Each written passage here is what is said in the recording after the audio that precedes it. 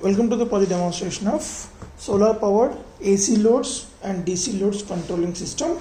So here we are using 12 volt 10 watt solar panel which is mainly sufficient to charge our 12 volt 2 amp battery pack. So this battery pack consists of 6 4 volt 1 amp batteries. In that 3 4 volt 1 amp batteries are in series, and here also 3 4 volt 1 amp batteries are in series. So these are the 12 volt 1 amp battery pack, and this is the 12 volt 1 amp battery pack. These two are in parallel, so we will get 12 volt 2 amp battery. So output power is 24 watts directly. So that is the main input to the inverter section. So from here we can control the DC load as a mobile phone charging and AC bulb and also 3-pin socket. From here you can connect your fast mobile phone charging or any 100 watts of AC load can be controlled from this one directly. AC load should be which we are going to connect over this 3-pin circuit less than the 100 watts, and bulb also should be less than 100 watts as we are using the 200 watts of inverter. The capacity of this inverter is 200 watts. So connecting to the DC load directly, we can connect this without any switch. So we can charge a mobile phone. So it's a normal charging, we are providing that.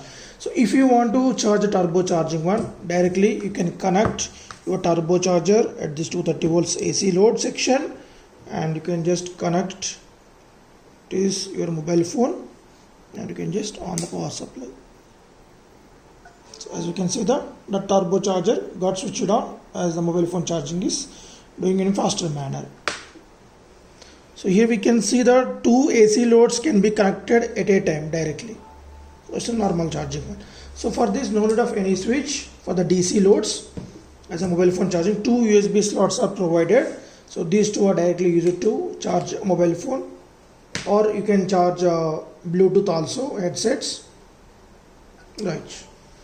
And as we are providing the multiple universal charger, you can charge iPhone or B type or C type directly. So let me explaining the flow wise. So 12 volt 10 watts is the input charging voltage for the battery through this charging circuit. So on this one we can see the 4 diodes are placed in a manner of bridge rectifier. As we are providing DC power source only, then these 4 diodes will acting as a polarity corrector. Means if we connect this solar panel in reverse bias, in reverse direction, so reverse polarity, then these diodes will rectify that as a plus to plus and minus to minus. So means these 4 diodes will act as a polarity corrector when you are providing DC input.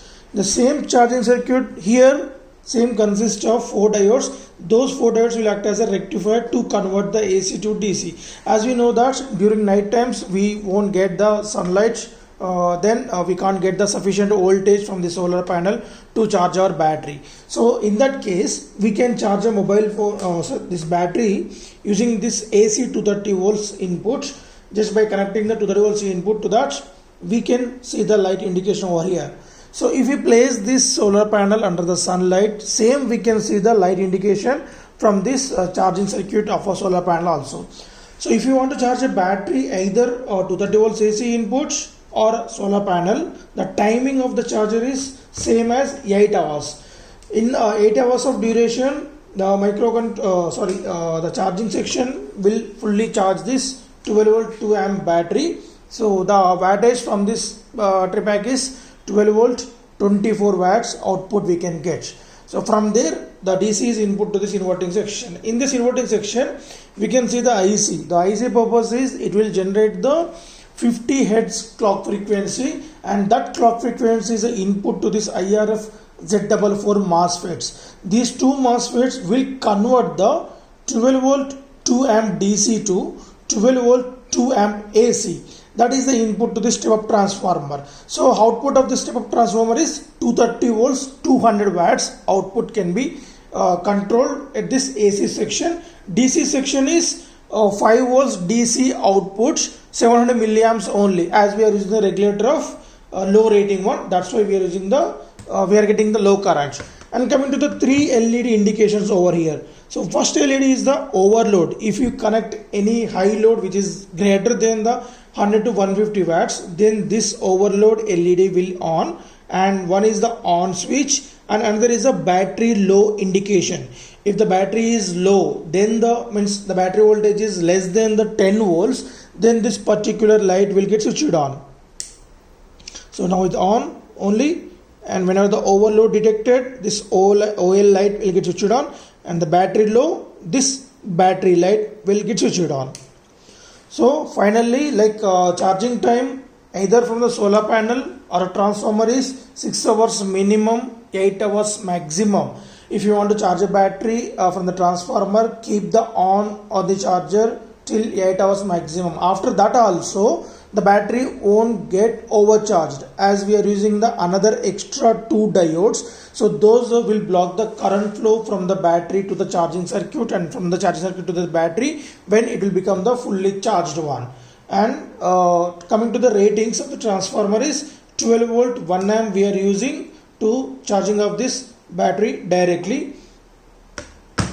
So once again I am showing that. So keep on charging that for full day one.